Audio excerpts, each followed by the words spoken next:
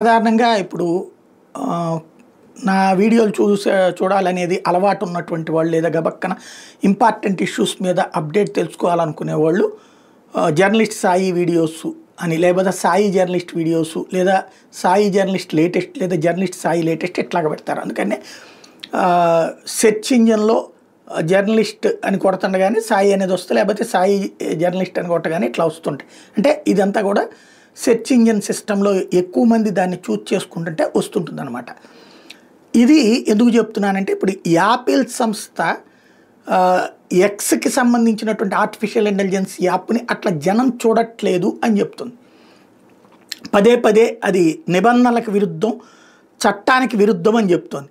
మరొకసారి Elon Musk అదే పాయింట్ని రైజ్ చేస్తున్నాడు. ఓపెన్ ఆర్టిఫిషియల్ ఇంటెలిజెన్స్ విషయంలో యాపిల్ యాప్ స్టోర్ అన్ఫెయిరీగా వ్యవహరిస్తోంది, కొన్నిటి సంస్థలకి పని చేసి పెడుతోంది అన్నటువంటిది బహిరంగ ఆరోపణలు చేస్తూ వస్తున్నారు.